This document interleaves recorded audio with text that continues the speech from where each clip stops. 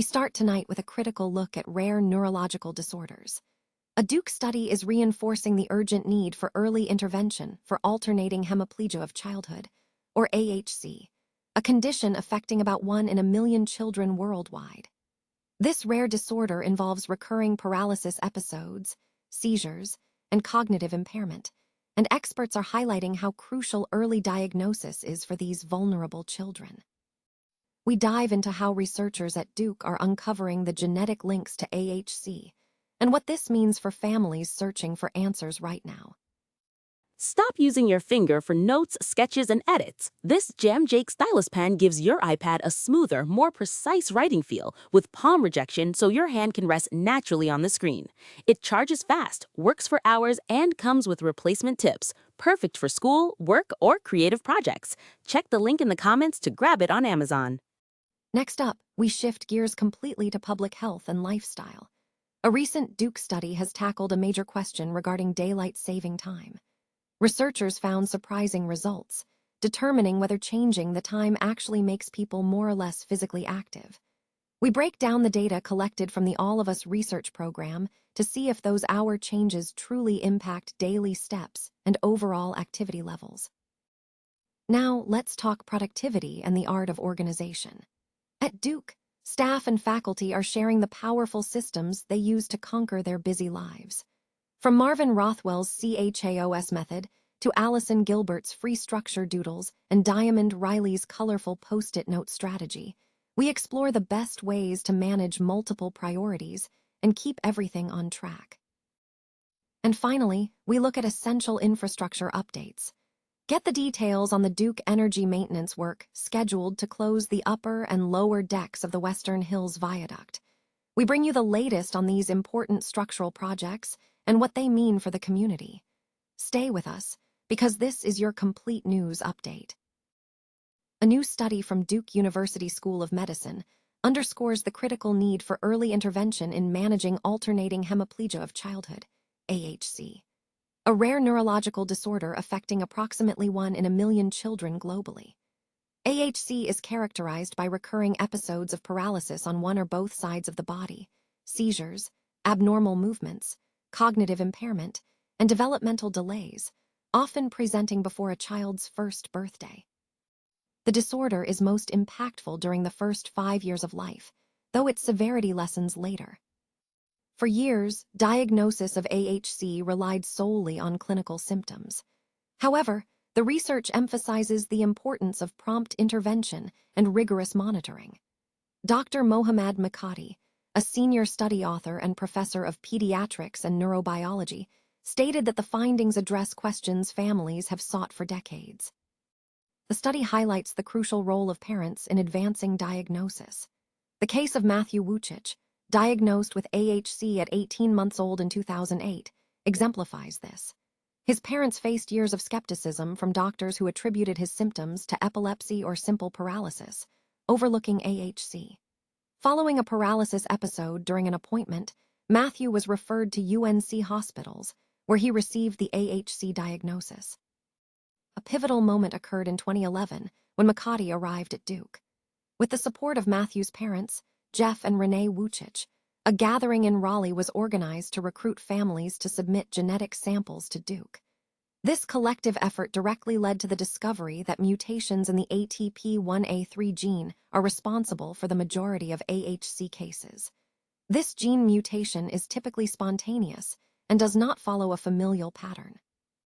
Following this breakthrough, the Duke AHC Clinic and the associated study were launched, cementing the focus on early diagnosis and management for this rare and challenging condition.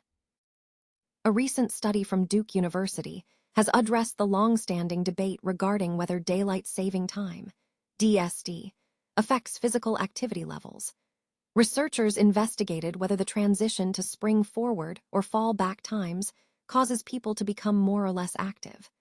The findings indicate that there is no significant difference in the daily number of steps taken before or after a time change. Jessalyn Dunn, an associate professor of biomedical engineering at Duke and a co-author of the study, stated that changing times does not appear to offer the public health benefits some hypothesize, specifically concerning activity levels. The research utilized data from the All of Us research program, an initiative funded and administered by the National Institutes of Health, which compiles annual Fitbit data from over 50,000 volunteers nationwide. The study focused its analysis on the four corner states of Arizona, Colorado, New Mexico, and Utah, noting that most of Arizona does not observe DST. The study concludes that the time change itself does not seem to be the public health benefit often assumed in terms of exercise patterns. Duke staff and faculty are sharing diverse and effective systems for managing busy lives, emphasizing the power of pen and paper in combating digital overload. Marvin Rothwell, an assistant director of research systems and infrastructure at the Duke Cancer Institute, relies on a physical planner to manage his life, using an acronym called CHAOS to categorize focus areas like career, health, assets, opportunity, and support, breaking down monthly goals into weekly and daily tasks. Organizational experts stress that the key to effective to-do lists is breaking down tasks into manageable pieces, as highlighted in Duke's Learning and Organization Development course, Managing Multiple Priorities. Joy Birmingham, Associate Director for Duke Learning and Organization Development, noted that while a solid to-do list is crucial for time management, the process itself involves significant decision-making. Across Duke, colleagues employ unique methods. Allison Gilbert utilizes free structure to-do lists, incorporating intricate doodles and visual placements to emphasize the importance of tasks. Diamond Riley has found success with post-it notes in vibrant colors, using different colors to denote reminders, tasks, personal notes, and contacts, finding electronic systems overwhelming. Sarah Dewell prefers a physical notebook for capturing notes during meetings, using color coding, green for high priority, yellow for later due dates, and blue for ideas, and the satisfaction of physically crossing off completed items. Alexis Peen combines multiple tools, using a paper planner, 2 online calendars, and sticky notes to manage personal, health, and work goals, emphasizing that writing things down offloads mental load. Hillary Campbell uses a Hemlock and Oak daily planner with a legend to color code projects based on effort level. Rebecca Downs describes her paper planner as her best friend, using highlighters and a red pen for urgent items to keep her complex personal and professional agenda organized. The overarching theme across these examples is that the most effective organizational system is one tailored to the individual, providing a tangible, tactile method to manage the complexity of modern life.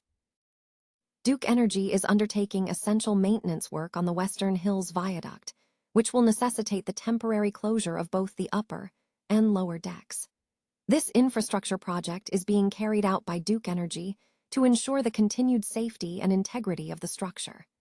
Details regarding the exact schedule and duration of the closure have not yet been fully specified, but the work is crucial for the upkeep of the viaduct. Commuters and traffic relying on the Western Hills Viaduct should anticipate significant disruptions during the maintenance period. Further updates are expected as the project progresses.